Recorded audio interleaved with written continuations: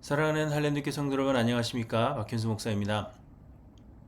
요즘 일어나는 일들을 보면서 정말 무기력함을 느낄 때가 많습니다. 지난 토요일 동부에 있는 한 대학교에서 총기 사건이 있었습니다. 2명이 죽고 9명이 다쳤는데 모두 어린 대학생들입니다. 유명한 아이빌리그 대학교들 중 한 학교인데 학기말 시험을 위해 리뷰를 하는 교실에서 한 남성이 무차별적으로 총을 난사했습니다. 학생들은 총격이 일어나자 밖으로 나오지 못하고 몇 시간 동안 건물 안에 숨어서 두려움에 떨어야 했습니다. 제 아들의 친한 친구가 그 학교에 재학 중이어서 저도 친구가 괜찮은지 연락을 해보라고 했습니다. 친구는 괜찮지만 범인이 잡히지 않아서 모두 두려움에 떨고 있는 것 같았습니다. 다음날 아침 일어나자마자 범인이 잡혔는지를 확인했더니 잡혔다는 것입니다. 그래서 안심을 했는데 저녁에는 다시 풀려났다는 소식을 들었습니다. 그 사람이 범인이 아니었다고 합니다. 결국 아직까지도 범인은 잡히지 않았고 학생들은 각자 집으로 돌아가도록 조치를 취했지만 학교에 남아있어야 하는 학생들은 여전히 불안할 수밖에 없습니다. 학교는 안전하게 자녀들을 보낼 수 있는 곳이 되어야 하는데 이제는 그렇지 못합니다. 그렇다고 해서 학교를 안 보낼 수도 없고 참으로 난감합니다. 총기 규제에 대한 목소리가 다시 커지고 있습니다. 그러나 우리는 그저 총기를 규제하라고 쉽게 외칠 수 있지만 실상은 매우 힘들고 복잡한 문제입니다. 총기 소유는 미국이 독립전쟁을 거치면서 폭정에 맞설 수 있는 미국 시민의 권리가 되었습니다. 총기 규제를 이야기하면서 다른 나라들의 예를 많이 들지만 미국과 같은 역사를 가지지 않은 나라들과 비교하는 것은 의미가 없습니다. 총기 소유는 미국이 건국되면서부터 미국 시민들이 가지는 권리로 여겨졌기 때문에 현재 미국인들이 소지하고 있는 총기가 미국 인구수보다 많습니다. 그러니 그 많은 총기를 규제한다는 것이 현실상 어려운 일이며 또한 불법으로 유통되는 총기를 막을 길이 없습니다. 이러한 비극을 막기 위해서 우리는 무엇라도 해야 하겠지만 할 수 있는 일이 없다고 느껴지기 때문에 무기력함을 느끼는 것입니다. 총기 사건뿐만이 아닙니다. 계속해서 높아지는 물가를 감당할 방법이 없어서 무기력함을 느끼고 정치적, 사회적으로 다른 견해를 가진 사람들을 서로 이해할 수 없어서 무기력함을 느낍니다.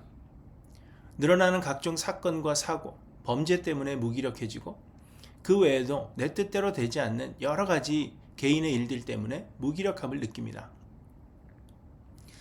어제는 목사님들의 소그룹에서 예고 없이 찾아오는 7가지 위험에 대해 대화를 나누었습니다.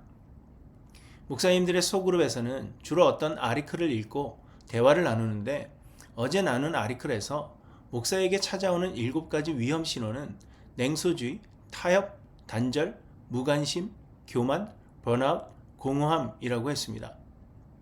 그래서 목사님들께 물었더니 모든 목사님들이 절반 이상의 위험 신호를 받고 있었습니다. 그런데 어제 나눈 아리클에는 해결 방안이 없었습니다. 이런 위험 신호들이 찾아올 때 어찌해야 하는지 그 해결책을 제시하지 않은 것입니다. 아마도 그 해결책은 다음 모임 때 제시되지 않을까 싶습니다. 하지만 우리는 모두 그 해결책을 압니다. 그리고 그 해결책은 바로 기도입니다. 목회자들에게 위험 신호가 찾아오면 기도하는 것 외에는 다른 방법이 없습니다. 개인의 삶의 여러 문제들도 기도 외에는 사실 다른 해결책이 없고 사회의 모든 문제들 앞에서도 우리는 기도해야 합니다. 그렇지만 사람들은 기도가 좋은 해결책이라고 생각하지 않습니다. 예전에도 총격 사건이 발생했을 때 많은 사람들이 기도하겠다고 말했습니다. 그랬더니 어느 고위 관직자가 기자회견에서 더 이상 기도하겠다는 말을 하지 말라고 화를 냈습니다. 기도가 필요한 것이 아니라 실제적인 방안이 있어야 한다는 것입니다. 이번 총격 사건 이후에 그리고 호주에서도 일어난 총격 사건 이후에도 사람들은 기도하겠다고 말하는 사람들에게 비아냥됩니다. 사람들은 기도가 아무런 효과가 없다고 생각하는 것입니다.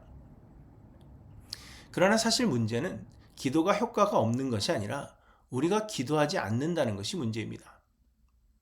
우리는 어떤 일이 발생할 때마다 기도하겠다는 말을 많이 하는 것이 사실입니다. 그렇지만 말만큼 정말 얼마나 기도하는가를 생각하면 그렇게 많이 기도하지 않는다는데 동의하실 것입니다. 어떤 경우에는 기도해 보겠다는 말이 거절의 의미로 쓰이기도 합니다. 이번 사건이 발생하고 여러분들은 얼마나 이 일을 위해서 기도하셨습니까? 미국에서 자주 일어나는 총기 사고를 위해 실제적으로 기도해 보신 일이 있으십니까? 우리는 나라를 다스리는 위정자들을 위해 얼마나 기도하는지 생각해 보아야 합니다.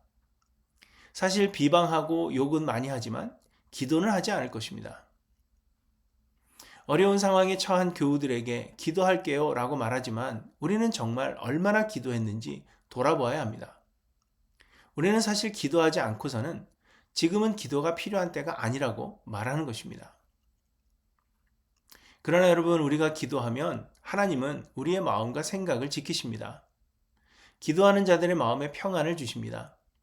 또 기도하다 보면 무엇을 해야 할지 우리에게 그 길을 제시해 주십니다. 기도하다 보면 하나님께서 우리에게 지혜를 주시는 것입니다. 기도가 효과가 없는 것이 아니라 사실은 기도하지 않는 것이 문제입니다.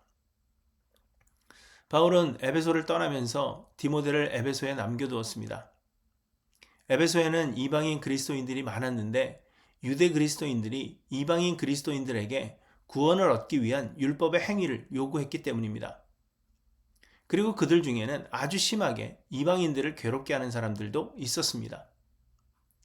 그래서 바울은 디모데를 남겨두어 목회하게 하고 장로들을 세워서 진리를 수호하게 했는데 디모데는 마음이 여린 사람이었습니다. 그래서 목회에 큰 어려움이 있었던 듯합니다. 바울은 그런 디모데에게 목회의 방침을 알려주는데 바울이 말한 목회의 방침은 다름이 아닌 기도하는 것이었습니다. 디모데전서 2장에 보시면 이렇게 말씀하십니다. 내가 첫째로 권하노니 모든 사람을 위하여 간구와 기도와 도고와 감사를 하되 임금들과 높은 지위에 있는 모든 사람을 위하여 하라. 이는 우리가 모든 경건과 단정함으로 고요하고 평안한 생활을 하려 함이라. 기도는 하나님께 항복하고 모두 맡기는 것으로 기도는 모든 문제의 해결책입니다. 우리 앞에 놓인 모든 상황과 모든 어려움들 앞에서 불평보다 먼저 기도하는 하일랜드 교회 성도님들이 되시기를 바랍니다. 지금은 어느 때보다도 기도해야 할 때입니다. 개인을 위해서, 가정을 위해서, 그리고 교회를 위해서 기도 많이 하시기 바랍니다.